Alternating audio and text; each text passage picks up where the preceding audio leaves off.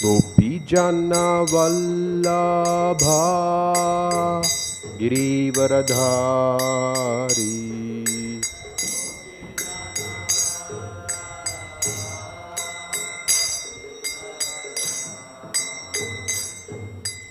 Gopijana Vallabha Girivaradhari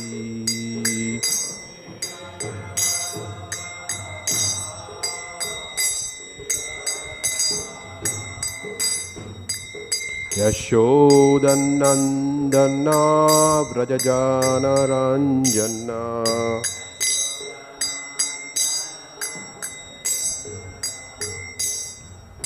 Yashodanandana Vrajajana Ranjana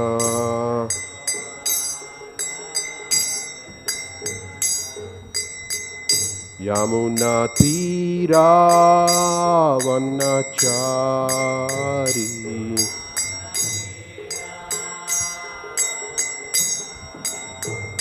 Yamuna Tira Vanachari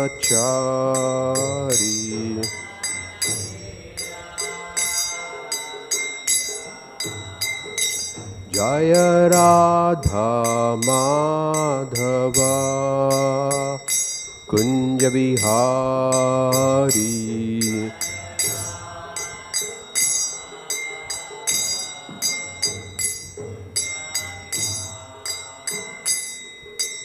Gopijana Vallabha Girivaradhari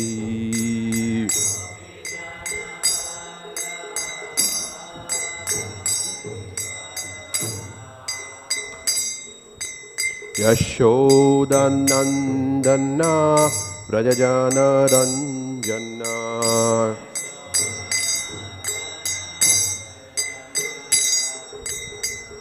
Yamuna Tira Vanachari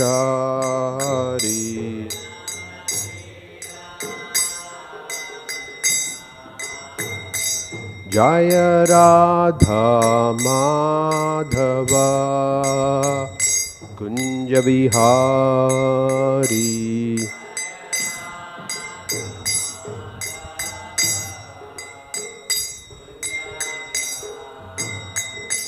Jaya Radha Madhava Kunja Vihari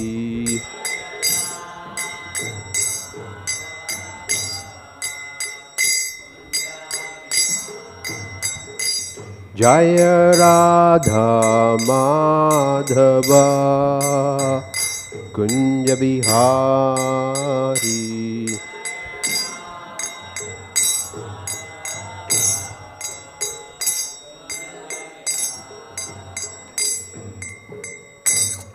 Jai Om Vishnupad Paramahamsa Parivrajaka Ashtotara Shata Shishibad His Divine Grace A.C. Bhaktivedanta Swami Srila Prabhupada Ki Jai ISKCON BBT Samstapakacharya His Divine Grace A.C. Bhaktivedanta Swami Srila Prabhupada Ki Jai Srimad Bhagavatam Ki Jai. All glories to the assembled devotees, all glories to the assembled devotees, all glories to the assembled devotees, all glories, all glories, all glories to Sri Guru and Gauranga, all glories to Srila Prabhupada. Om Namo Bhagavate Vasudevaya.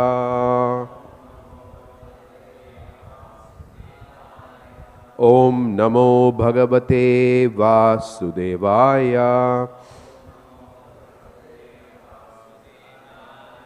Om Namo Bhagavate Vasudevaya. Narayanam Namaskritya Naranchaiva Narottamam Devim Saraswatim Vyasam Tato Jayamudiraye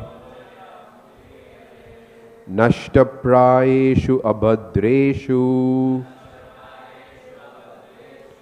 nityam bhagavata sevaya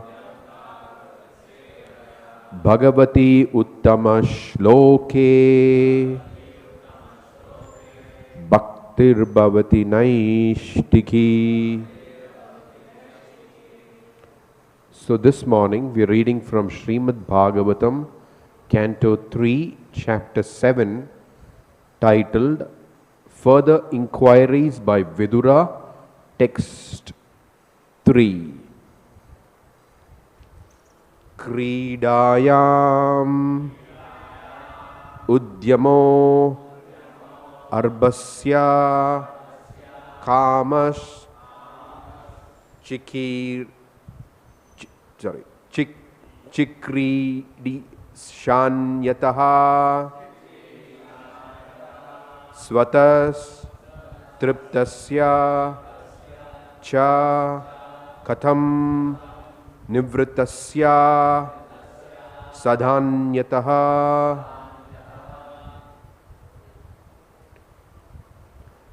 krīḍāyām udyamo rbhasya kāmaś cikrīḍiṣānyataḥ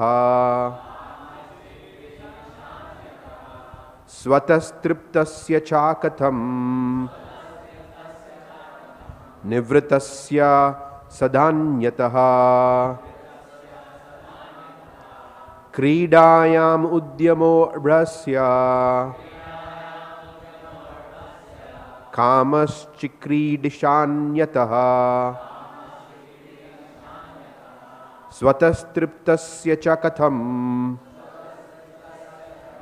nivṛttasya sadānyataḥ.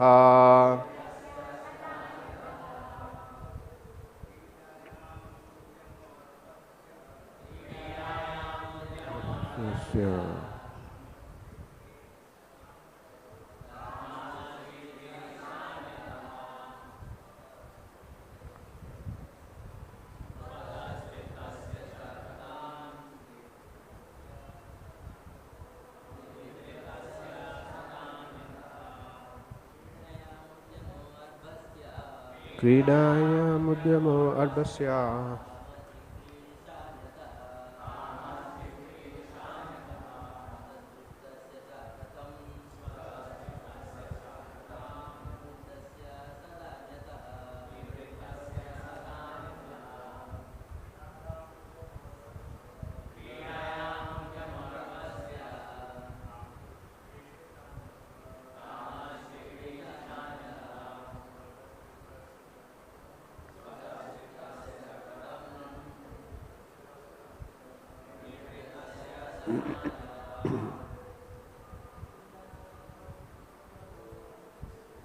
krīḍāyām udyamo rbhasya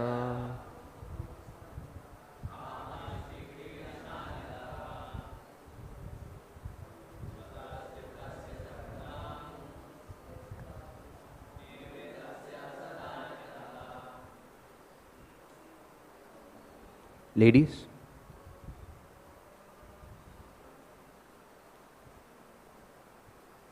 okay.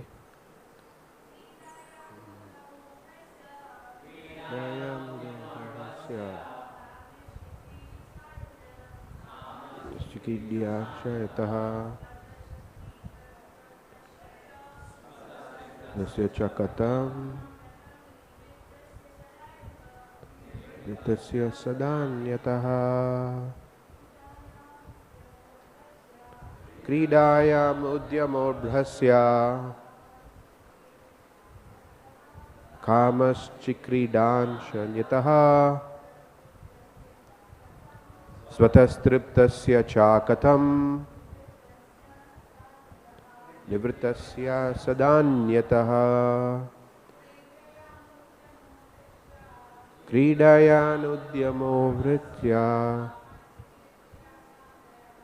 kāmaś cikrīḍiṣānyataḥ svataḥ-tṛptasya cha katham nivṛttasya sadānyataḥ. krīḍāyām in the matter of playing. Udyamaḥ, enthusiasm. Arbhasya, of the boys. Kāmaḥ, desire. Cikrīḍiṣā, willingness to play. Anyataḥ, with other boys. Svataḥ-tṛptasya, for one who is self-satisfied. Cha, also. Katham, what for. Nivṛttasya, one who is detached. Sadā, at all times. Anyataḥ, otherwise. Translation and purport by His Divine Grace A.C. Bhaktivedanta Swami Srila Prabhupada. Jai Srila Prabhupada. Translation. Boys are enthusiastic to play with other boys or with various diversions because they are encouraged by desire. But there is no possibility of such desire for the Lord because He is self-satisfied and detached from everything at all times. Purport. Since the Supreme Personality of Godhead is one without a second, there is no possibility that anything besides Him can exist.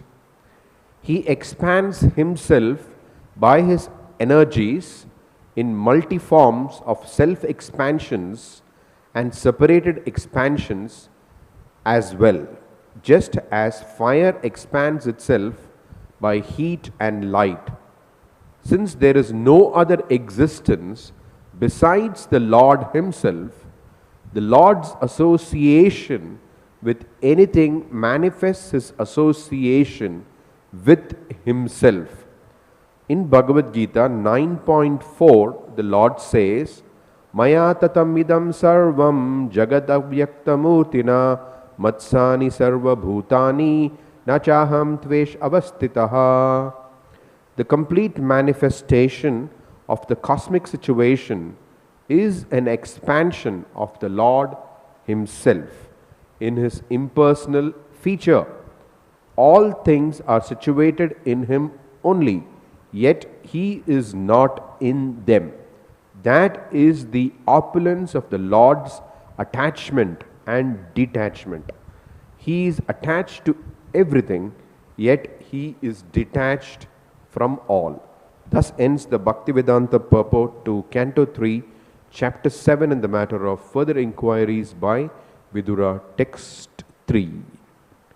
Om Ajnana-timirandasya Gyananjana Shalakaya Chakshurun Militam Yena Tasmai Shri Gurave Namaha Shri Caitanya Manobishtam Stapitam Yena Bhutale Swayam Rupa Kadamahyam Dadati Swapadantikam Vandeham Shri Guru Shri Yuta Padakamalam Shri Gurun Vaishnavamsya Sri Rupam Sagrajatam Sahagana Raghunathanvitam Tam Sajivam Sadvaitam Savadutam Parijana Saitam Krishna Caitanya Devam Sri Radha Krishna Padan Sahagana Lalita Shri Vishakhan Vitamscha Nama Om Vishnu Padaya Krishna Preshtaya Bhutale Srimate Jayapataka Swaminiti Namine Nama Acharya Padaya Nitai Kripa Pradaine Gaurakatha Dhamadaya Nagragrama Tharine Nama Om Vishnu Padaya Krishna Preshtaya Bhutale Srimate Gopi Paranadana Dase Iti Namine Nama Om Vishnu Padaya Krishna Preshtaya Bhutale Srimate Bhakti Vedanta Swaminiti Namine Namaste Saraswate Deve Gauravani Pracharine Nirvishesha Shunyavadi Paschatya Deshatarine Vancha Kalpatarubhyasya Kripa Sindhubhya Evacha Patitanam Bhavanebhyo Vaishnavebhyo Namo Namaha. Jai Sri Krishna Caitanya Prabhu Nityananda Shri Advaita Gadadhara Shrivasadi Gaura Bhakta Vrinda. Hare Krishna Krishna Krishna Hare Hare Hare Rama, Hare Rama, Rama Rama, Hare Hare. Mukam karoti vachalam pangum langayate girim. Yat kripatamaham bande Shri Gurudinatarinam. Yat kripatamaham bande Paramananda Madhavam Shri Caitanya Ishwaram. Katanchana smrite yasmin dushkaram sukaram bhavet vismrite viparitam syat. Shri Caitanyam namamitam. So I'll pick up from where we left off yesterday in the question answer session. There is a question about the Lord can never be controlled by Mahamaya. So what about Yogamaya? Is the Lord controlled by Yogamaya? So Srila Vishwanath Chakravarti Thakur explains that the Lord can never be controlled either by Mahamaya or Yogamaya. The Lord is in control of Yogamaya. So it's the Lord who directs Yogamaya to conduct her activities for his pleasure. So it's under the direction of the Lord. How do we understand this? So Jiva Goswami, he gives the example, just like when children are playing, sometimes they play blindfold. So it is not that the child who is blindfolded, it is imposed upon the child. The child happily puts the blindfold to play. So like that, it's like that. So when Krishna's interaction with Yogamaya is like that. So to us it may appear from our vision that the Lord is under the control of Yogamaya, but it's not. But he's never under the control of Yogamaya. Yogamaya is always under his control. So Jiva Goswami's example is good for us to understand, just like the blindfold. So the child is himself putting the blindfold. So it's part of the play. So Krishna's interactions with his devotees are all pure devotees of those who attained prema. They're all part of his pastimes he has directed Yogamaya to conduct those pastimes. So he's like the child putting on the blindfold. So he's putting on something like that.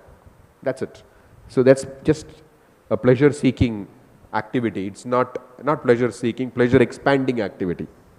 Let me put it like that, pleasure-expanding activity. Because the seeking is thing here, which is being referred to here. The Lord does not need to seek pleasure. He keeps expanding his pleasure. He is already Atmarama. Now what does this mean? So what does that mean? That the Lord doesn't need anybody at all. What does it mean? So here the word kama, generally the word kama is translated as desire. But the actual sense of that word is deficiency actually. Because in this world, if we don't feel deficient, we don't act. Right? So there are the urges: eating, sleeping, mating, defending. If there is no hunger, there is no question of eating. So sometimes we may observe that we are eating something very palatable. But after some time, even if it is palatable, no, enough. Why does that happen? Because the sense of deficiency is removed. So if there is no deficiency, there is no pursuit of activity. So where it speaks about kama here, it is referring to the sense of deficiency that all living entities face in this material world. So eating, sleeping, mating, defending are the common categories of those deficiencies. Similarly, sleeping. We feel sleepy, so we sleep. Similarly, sex urge. Similarly, we feel unprotected, so we have a sense of we need to defend ourselves. So there is always there is a necessity which is generating a response. But the Lord is never deficient. Coming back to the point of deficiency, throughout the Bhakti Shastras, it's only the Bhakti Shastras which bring us in tune with what is reality. So, what is reality? There is no such thing as pleasure. Why does it say there is no such thing as pleasure? Because there is a deficiency and there is an attempt to overcome that deficiency. So you could say that you have a number line, okay? You have 0 and 1, 2, 3, 4, 5, 6 goes higher. Then you have 0, then you have -1, -2, -3, and it can go unlimitedly. So deficiency means you are below 0. We are all below 0. So we are trying to overcome the deficiency. When we overcome that deficiency, maximum we can come is 0. So it is not pleasure actually. It is overcoming a certain deficiency or a certain, as we say, constraint, an urge. So we're coming, okay, we come to 0. So that is why it says there is no pleasure in this material world. You're only coming to the point of 0. What does it mean? Let me explain a little bit more. Because the constitutional nature of the soul is enjoyment. But that enjoyment can only be sought by depending on Krishna. The soul can never experience any other kind of happiness, in the sense that that is the nature of the soul. So the soul, while being in the material world, can only imagine that it is happy experiencing something. There is no Krishna conscious activity. So where is the question of pleasure? So it is only going from minus to 0, minus to 0, minus to 0, minus to 0. That's it. There is nothing above 0 there. So therefore the Shastras say, just like a criminal sometimes is dunked into the water as punishment. In the past, today you don't have that I guess, but they used to be dunked into the water and then lifted. When they were lifted out of the water, it's a great sense of relief. Oh, they take that as happiness. So the Shastras explain this is the only kind of happiness that we experience in this material world. The only kind. There is no other kind of happiness. Which means it's all a relief from distress. There is the distress of the hunger urge. So we try to have food so that distress is mitigated. There's the relief of the sleeping urge. The distress of the sleeping urge. There is the distress of the sex urge. There is the distress of the defense urge. So therefore, we try to mitigate that distress. And so we try to come to the point of 0. That's it. But once we come to the point of 0, okay, the distress is mitigated. Then what? If we eat more food, what happens? No. Again the hunger has to come after 4 hours or 6 hours or something. Then again, we come to the point, try to come to the point of 0. So that is why it is said there is no such thing as pleasure in this material world. Prabhupada explains that the sign of intelligence means to understand that this world is designed for misery. Is designed for misery. This is what Krishna explains, that dukkhalayam ashashvatam. This is the vision that the Bhakti Shastras give us. Other Shastras, Dharma Shastras and others, they can give us a different vision of things. But the Bhakti Shastras say, this world is designed for misery. But other Shastras, they're all Vedic scriptures, but it can give us some encouragement. Just like in India, if you go to traditional pious families, they have some sense of moksha. It's not that everybody has some sense of, but the general sense of piety is Krishna has given this body for us to enjoy. So let us enjoy according to the rules of scripture. This is the concept of dharma. Right? Oh, we are here, so we need to enjoy, right? So this is how we enjoy. So there is this concept of deriving pleasure from matter.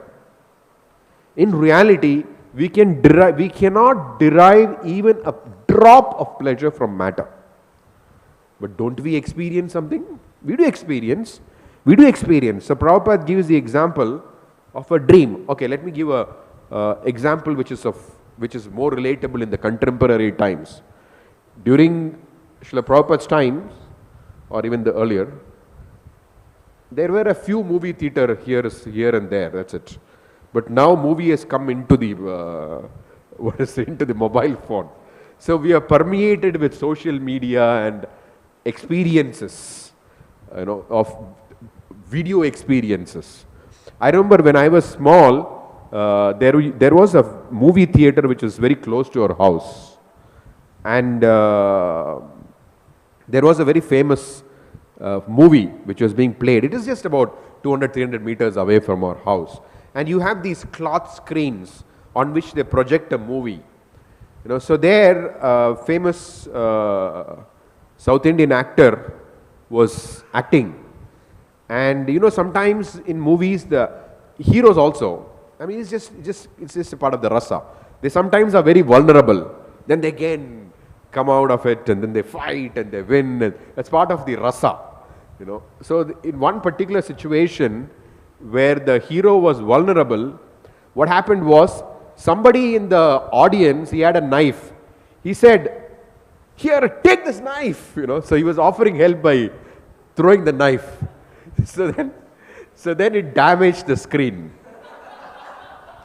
So then they had to shut down the theater for a few days or what, I don't remember how long, but until it could be fixed.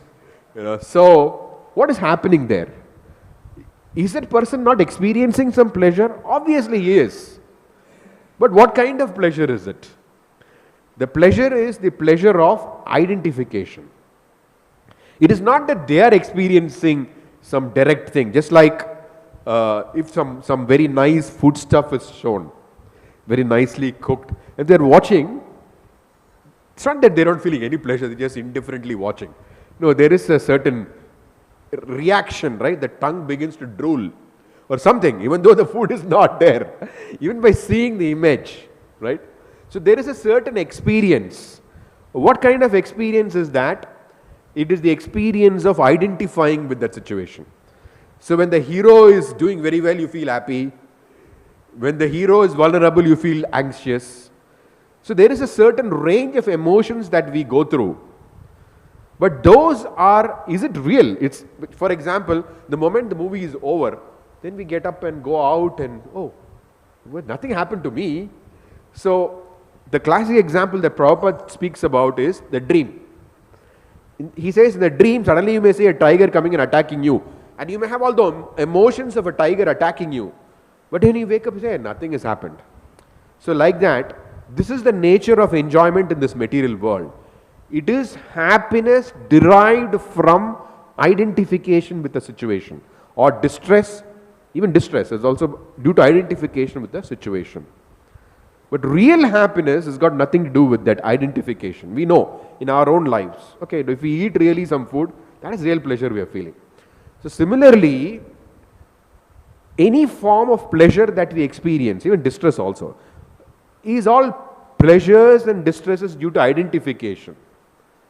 But then there is something called the constitutional nature of the soul, which is Mamaivamsho Jiva Loke Jiva Bhuta Sanatana. We are eternal parts and parcels of Krishna. So there is actually some enjoyment that can, it is not minus to zero. You can go above zero to any limit unlimitedly. Infinity also expands unlimitedly with Krishna. So you can go well above that. That is what the Bhakti Shastra teaches. And that is the precious gift that has been given by His Divine Grace A.C. Bhaktivedanta Swami Srila Prabhupada for the souls of this age. That is the benediction. And this is what we need to understand. This is the benediction. Prabhupada has not come to teach us how to have a very happy material life. Prabhupada has come to teach us how to have a very happy Krishna conscious life. That may involve some material elements in it. That's fine. Just like because we are dependent on the body, it may involve some material elements in it. That's fine. But just like if Prabhupada were to say that to be Krishna conscious, like Shankaracharya, if you to attain moksha, you cannot attain moksha without being a sannyasi. So if you cannot be a sannyasi, first of all, women are not given sannyas.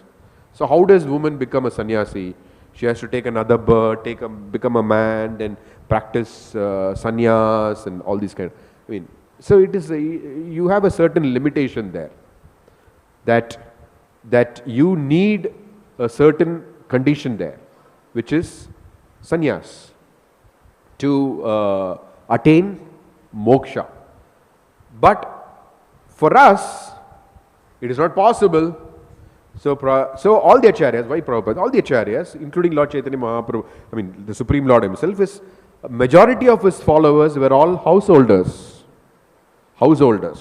But how does Lord Caitanya Mahaprabhu deal? How does he deal with Raghunath Das Goswami? No, Raghunath Das Goswami's father and uncle, they were actually very pious people. It's not like, they were not like some ordinary karmis of how we see in this world. They're very pious people. But what does Lord Chaitanya tell Raghunath Das Goswami? Your father and uncle, they're simply interested in enjoying this stool ditch of this material world. He just dismisses them like that, Of course, these are all instructive things.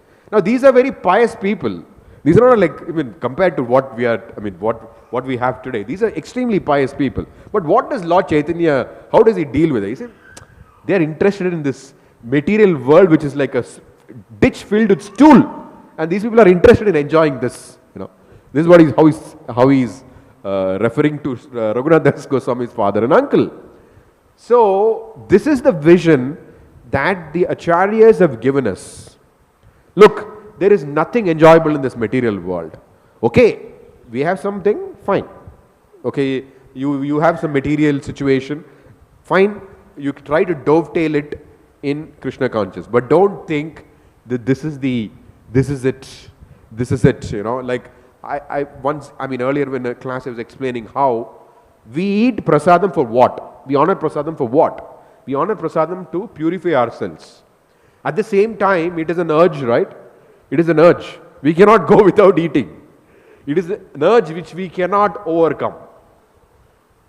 We can overcome, as Prabhupada says, when we are in a very elevated state of Krishna consciousness. Prabhupada says, Nidrahara, Vihara, Khadi, Vijito. The 6 Goswamis, they have come to the stage, they are not bothered about, of course they are anyway Nityasiddhas, but they showed us by example that one can come to a situation like this. From the beginning they were always like that. But for the purposes of teaching us, they exhibit that situation where they're completely beyond eating, sleeping, mating, defending. So it is possible to come to that situation. But while we are not, then what do? We can't just jump over to that platform. Prabhupada says, don't try to imitate. So let us be where we are, but let us do things with the right sense of consciousness. We are eating prasadam to purify ourselves. It's Krishna baro udyamo. What do we chant when we sing what do we chant when we honor prasadam? Sharira vidya jal, jadendriya tahekal. This body is a lump of ignorance. This is what we're thinking about. This body is a lump of ignorance with the network of senses. This is a path leading to death. This is what we're thinking. Krishna, you are saving me with this prasadam. This is our consciousness. So, this should be our consciousness. Now, the prasadam may be very palatable to us. Fortunately, the acharyas have not said, or Prabhupada has not said, when you get prasadam, you mix everything, sweet and salt and everything, and mix everything and eat it. So they are very kind, If that were to be the case, how many of us would have it, be able to handle it? They are saying, okay, prasadam, honor it. But don't think that my pursuit should be how to have better and different varieties of prasadam. Prasadam is meant to keep our mind pacified, that's it. And of course it will purify also, but the goal cannot be, what are all the different eating outlets in Mayapur? Let me try this, oh this is okay, but let me do that, let me do this. So the absorption is not in the aspect of purification. I am not saying that we cannot eat prasadam in different, I am not saying that. I am just saying that what should be our consciousness. So when we read Prabhupada's books, we come to this point repeatedly, There is nobody who bashes material enjoyment the way Prabhupada does it. So sometimes people think this is too pessimistic. This is too pessimistic. He is not pessimistic. The point is, he is giving us an alternative. He's saying focus on this now. It's not that he's just bashing material enjoyment. There's no alternative. He's saying this. He's saying I have created the morning program. And he says the morning program is what generates enthusiasm. So all that he's requesting us is, okay, here it is, something I've given you. Why don't you do this? And if you do this, you'll be always very enthusiastic. Attend the morning Mangalarti, chant japa with the devotees, hear Bhagavatam, honor prasadam. So Prabhupada had a certain program. He has given us a certain formula. So Prabhupada is not simply bashing all forms of material enjoyment. He is not creating some kind of a depression for us. Rather, he is saying, if you pursue this path, anyway you're going to get depressed. I'm trying to save you from depression. I'm telling you, this is what it is. You will come to this. Why do you want to do that? Take this. So this is Krishna consciousness. In fact, why does Krishna come? He's not coming in like yesterday's verse we were reading. That why does Krishna come? He has no deficiency. We have deficiency. Right? So we want to fulfill that deficiency. How did the deficiency first of all come? We have to understand where did the deficiency come from. We are by nature constitutionally meant to be engaged in Krishna's service. The moment we delink from that, then we develop a sense of deficiency. In reality, there is nothing called, that deficiency can be fulfilled only by reconnecting with Krishna. It cannot be fulfilled in any other manner. But we don't want to be linked with Krishna. So what do we do? So Krishna has provided, okay, here it is. Have a good time here. But Krishna has no deficiency. Krishna has no deficiency. So why does he need to be engaged in the material world? So here, the way it is designed is, you make deficiency zero. That's it you can do. But Krishna has no deficiency. So why should he even be bothered with the material world? Yet, we see that Krishna is still engaged in the material world. Why is he doing that? He is doing that for our sake. Therefore, yesterday's class it has mentioned, we should not compare his activities with our activities. Because we are doing this for our sake. Krishna is doing whatever he is doing for our sake. He is not doing it for his sake. He is doing it for our sake. So, we have deities, right? What are the deities? We cannot perceive the Sachidananda form of the Lord with these eyes, right? So he manifests himself as the deities by the invoking of a pure devotee. Anybody cannot invoke the Lord. It's not possible. So when the pure devotees make a request, Krishna agrees. Okay, I'll convert matter to spirit. So the installed deities are matter turned to spirit. It is not that it is matter and Krishna has entered matter. No. It is no more matter. It is Krishna, Sachidananda. Radha Madhav are standing in their Sachidananda forms and Ashtasakis. We may not perceive it, but at least we are able to perceive Radha Madhav and Ashtasakis are standing. So it is matter converted to spirit, but for our perception. These are the installed deities. Then we also have deities which are self-manifested. Now self-manifested deities are either spirit converted to matter or matter converted to spirit by the Lord. Either way it doesn't make a difference. So either the Lord has converted spirit to matter or matter has been converted to spirit. But the Lord has done it. Either way it doesn't matter. It's all the same. But the Lord has provided that facility of self-manifested deity for us to approach Him. Then we also are provided additional facility by the pure devotees. They convert matter to spirit. So we have the installed deities, you have self-manifested deities, you have installed deities. So among the 5 processes of which Rupa Goswami mentions, topmost, one of them is worshipping the deity, Sri Murti Sevaya. Then what about the holy name? Holy name is not different from Krishna. At the same time, that holy name can be vibrated with this tongue which is material. So he has appeared in a form with which we can vibrate with our tongue. We can associate with the Lord with our material sense called tongue. It's like we can associate with the Lord with our material hands when we serve the deity. Similarly, we can associate with the Lord with our material tongue. He has appeared is the Nama avatar of the Lord. Avatar means one who has come down. For what? He has come down to help us associate with Him. So if we are not able to associate, we cannot hear with this material ears, if we cannot associate with this tongue, then what is the meaning of avatar? Avatar means somebody who is accessible. What does this mean? Okay, Golokera Premadana Harinama Sankirtana. So this is the sound of the spiritual world, but accessible to us with our material senses. But every sound of the spiritual world is not accessible to us. For example, when Krishna goes and herds the cows and the calves every day, the cows and calves, they have cowbells actually. So when they walk, they produce a very beautiful sound. It's the sound of the cowbells. Can we hear the cowbells? We don't hear the cowbells. That is also found in the spiritual world, but we don't hear that. We only hear the Harinama Sankirtana, because He has appeared in a form which is accessible to us. Then not only does He make Himself accessible, He also sends His pure devotees. His eternal associates also come down to this world. So when His eternal associates come down to the world, they are jivas. So they inhabit a material body, but they are not under the control of Mahamaya. They are not under the control of Mahamaya. Their activities may appear very similar like our ordinary activities. Therefore, it is said, one should never consider the Acharya to be like an ordinary person. He is not under the control of the laws of nature.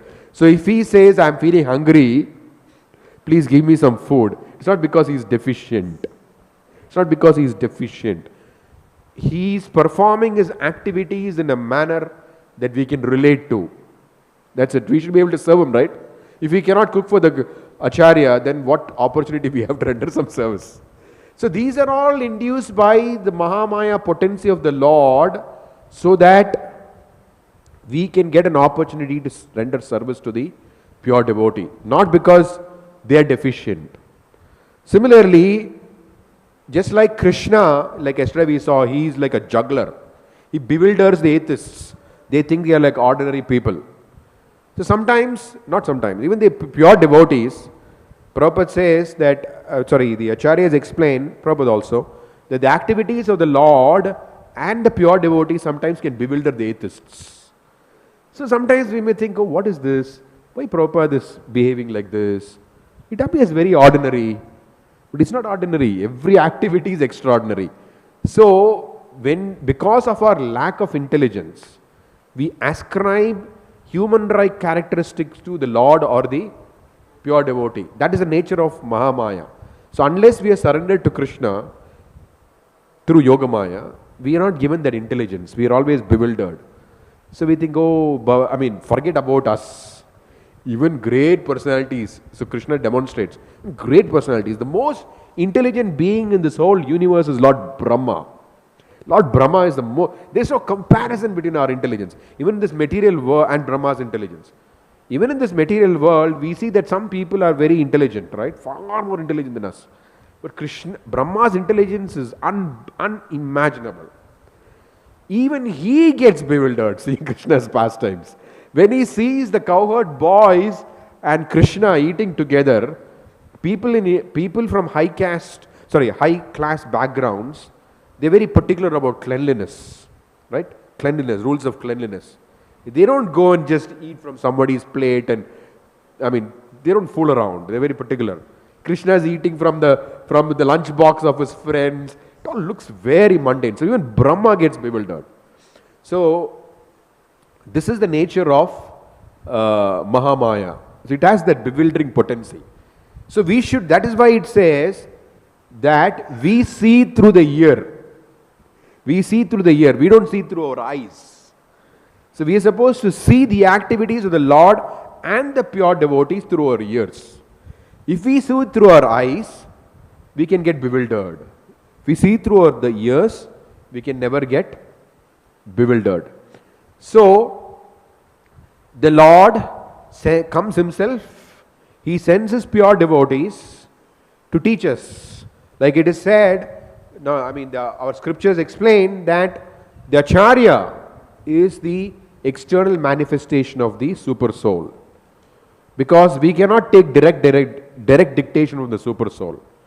We can get very confused. Like sometimes people say, people think that our conscience, I have a certain conscience, this is the voice of Paramatma. It could be the voice of Maya also. Because, why I say this is because it depends on how we have been brought up, right? So, if someone has been brought up eating meat, when they grow up, they may not know their conscience may permit it. They don't feel anything wrong with that conscience. But somebody who has not been and then somebody is offered meat, then they, oh no. So conscience is based on conditioning. There are so many things which we feel right, wrong, good. So we feel my conscience doesn't permit me. It could be the voice of Paramatma, I'm not saying no. But it is not the definitive thing. So we can always get confused. My conscience permits me. If we go by everything by conscience, then we could just be going further and further into Maya. But therefore, the Acharya is there. The Acharya is the external manifestation of the super soul. So the Lord comes Himself as the Archavatar, as the Namavatar, and He also comes as the Acharya. Acharya is not God. Acharya is not God, that's a fact. But he is the manifestation of the mercy of God to help the conditioned souls. So, if we take direction from the Acharya, then we experience what Caitanya Mahaprabhu has come to teach. The very first verse of the Shikshashtakam is Cheto Dharpana Marjanam Bhavamaha Davagni Nirvapanam Shreya Kairava Chandrika Vitaranam Vidya Vadu Jivanam Anandambudivardhanam Pratipadam Purnamritaswadanam Sarvatmasnapanam Param Vijayate Sri Krishna Sankirtanam. Param Vijayate Sri Krishna Sankirtanam. This process of Sankirtan is something which is always victorious. Always victorious. If we take shelter of Sankirtan, we are always victorious. And what is the characteristic of that victory? Anandambudi Vardhanam Pratipadam Purnamritaswadanam. Ananda Ambudi. Ambudi means ocean. First of all, ocean, when we let's say go to Jagannath Puri or somewhere, stand in front of the ocean. Massive. You cannot even imagine what it means.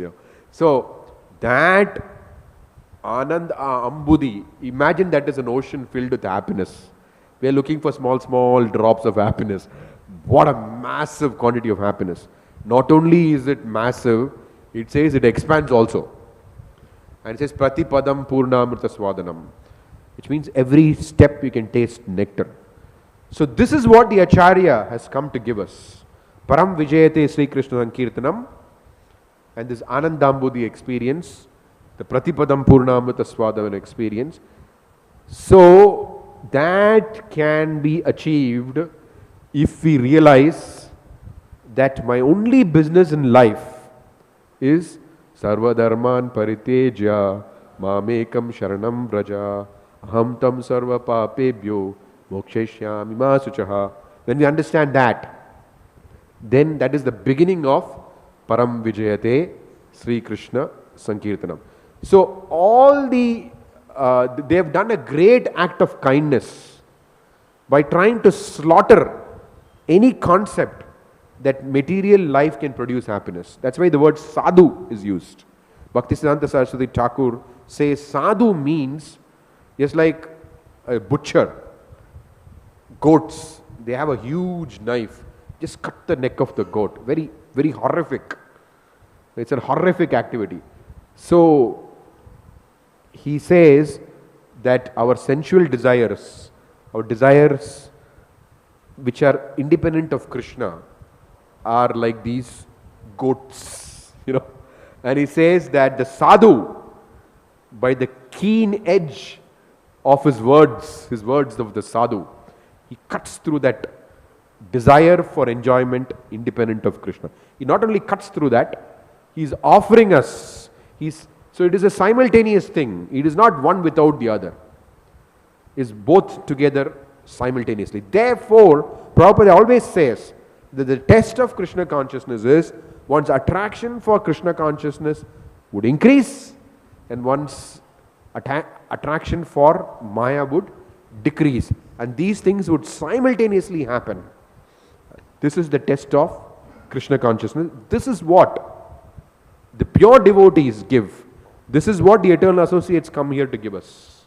And we should cling to that. Let's not get distracted by the pursuit of material happiness. There's no such thing as material happiness. It is minus, you're coming to zero. You'll come to the point of zero. Let's not pursue zero. Let's pursue things well above zero. Okay, so I think I'll stop there. If there are any comments or questions. Yes, Prabhu. Hare Krishna, Prabhuji. Thanks for beautiful lecture. Especially you very good explained this from minus to zero, that nothing pleasurable in this world, because nothing we get plus, everything from minus to zero we come, whatever we try in this world. Yeah. And one question this, as you said, as I understood, Krishna comes, expand himself for our sake. For? Our sake. For ourselves, yes. Yeah. He comes in this material world or does this beautiful pastimes for our sake. Can you just hold it more clearly? Yeah. So Krishna was first, he was only one, no second was there. Yeah. So at that time, no second was there, so how can he expand for our sake? Because there was no other. So why he expand himself into many? He expands himself to expand his pleasure. His pleasure. His pleasure, yes. This is also 2 points are there. First, he is coming for our sake, and he is expanding for his pleasure. Yeah. Pleasure also. And yesterday, as you started from that yesterday topic, I had no confusion that Krishna by his own will comes under Yog Maya. But the query was that Krishna expanding in different jivas, different living beings, and coming under this Maya by his own will, because as he can come under Yog Maya, he can also by his own will come under Maya also, okay. No, there's no such thing as coming under. It is an appearance of coming under, but it's not coming under factually. That is what is explained by Acharyas. It's an appearance of coming under. Of course, Mahamaya, there's no question. Even that also, there could be appearances. Like for example, Mahabharata, Krishna suddenly slips a knife and cuts his finger. What's that? So there may be an appearance of coming under. So, but that's why it's called Asura Mohana. He got killed by a hunter. There's an appearance, like a magician. So there may be an appearance, but in factually, no, he doesn't come under. Because Mayavadi's strong point that Lord himself is captured into now Maya, and then when they free, and then they will go again to become Lord. Okay. What Mataji was saying yesterday. Yeah. So the thing is this Lord himself by his will now captured under Maya.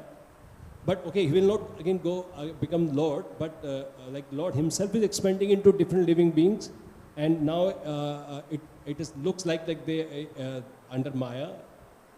No. See, that's why it is said that we are not the same as the Lord. No, we are not. See, there is only one. There is something called the Lord and his energy, Purusha and Prakriti. Okay, so all the Vishnu tattvas are part of Purusha. We are never Purusha. We are energy. So we can never be the same as the Lord. Lord was only one at one time, na? Pardon? Lord, at one time, Lord was only one. But he's always with his energy, no? He's just expanding. He's not without energy, right? When it says energy, I mean, when the Lord means Lord with his energy, that's what it means. He's never separate, right? I mean, sorry, he's never without the energy. Energy and energetic, Prabhupada uses the expression. And also these things are said for the sake of our comprehension. But on the other hand, it's also explained that the Vedas, the Jivas, we are all co-eternal with God. How do you say? We are co-eternal with God. The source of the Jiva is the Lord, but at the same time, we are called as co-eternal with God. The Vedas are also co-eternal with God. So it is not causation in the sense that we understand it. It is not expansion at a particular point of time and then. It's something a little beyond our comprehension. But just like, see, in the material world, there is a lot of impersonalist ideas. For example, energy. But for the Lord, He is a person, His energies are all people. Therefore, we say Bhakti Devi. Why? Bhakti Devi is a person. So all His energies are people, actually. All His energies are people. Your Mahamaya, she is a person. So, his energies are always was separate for him. No, not all energies are separate from him. Separated energy is the material world. You could say jivas are separated in some time, but at the same time there is an intrinsic link between the jiva and the Lord. The material energy is only eternal, that's all. But the jivas are eternal, they are sat and chit. So this material world Prabhupada explains is like the separated energy. He gives the example of the cow and the milk. Milk, he says, is the separated energy of the cow. When you get milk in a can, the separated energy of the cow. He gives that example. Sometimes we are considered separated. Separated means we have given up our relationship with the Lord. That's all. In that sense, separated. But we are always eternally linked with the Lord. So energies and Krishna always exist simultaneously. Yeah. But we cannot say that energies are expansion of Krishna. Energies are expansions of Krishna. They are expansions in the sense that they are coming from Krishna. In that sense. Jiva is also considered an expansion of Krishna. But expansions of different categories. That's all. All energy, like Radharani is the same as Krishna. That expansion, energy expansion of Krishna is the same as Krishna. But all energy expansions are not the same as Krishna. Apart from energy and expansion, you also have energetic expansions. The Vishnu Tattvas. The Shakti Tattvas are the energy expansions. Radharani is the expansion of energy of Krishna, but she is equal to Krishna. Jivas are expansions of energy of Krishna, but they are infinitesimal. Like Prabhupada gives the example sometimes. It's a sample God, tiny God, he says. It's infinitesimal. So there is a difference. At the same time, there is no difference also, because a drop of water has all the qualities of ocean. That's why it said Acintya Beda Beda. Quantitatively, there is a difference. Absolutely, there is no doubt in that. Yeah. Yes, Prabhu. What is the time? Okay.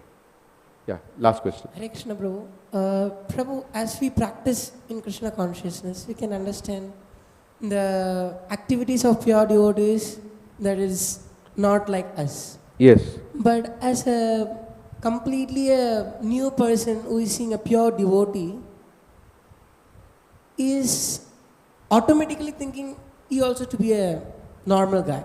Yes. So how we can easily explain with some analogy, like as you say that, how we can easily explain them in a simple manner that he is not like us?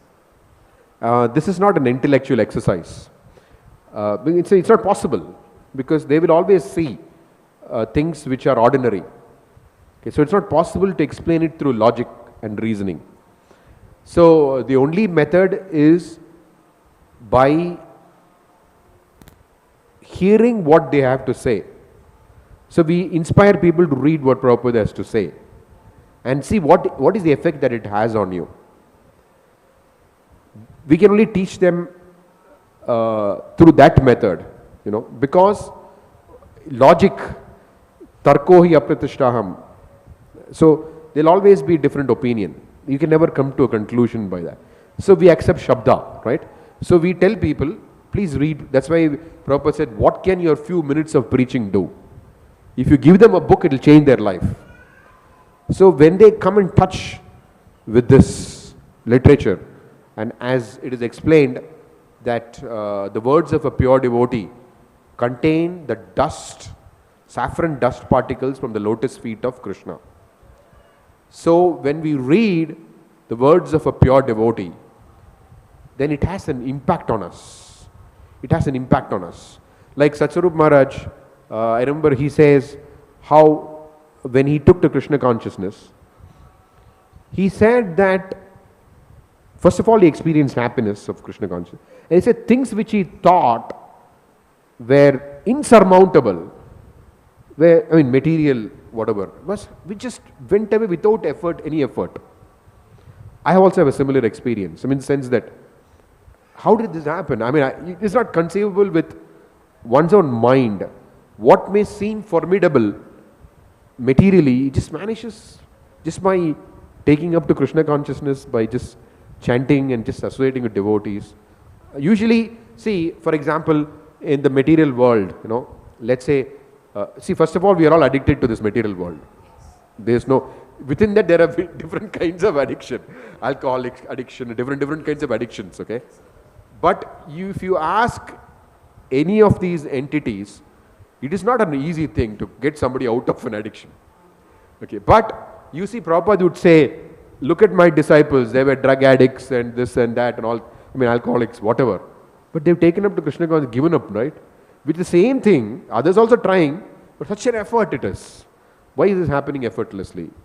I'm just saying, I'm not saying that, I'm just giving you some, by the effect we can try to convince people. Generally what I feel means, in the present situation, people are more offensive. Yes. And the point that we try to explain, they have the offensive mentality that I could not digest of. So I feel I am incapable to explain, and that's why this question comes upon to me. This movement is, Prabhupada said, a movement of war against Maya.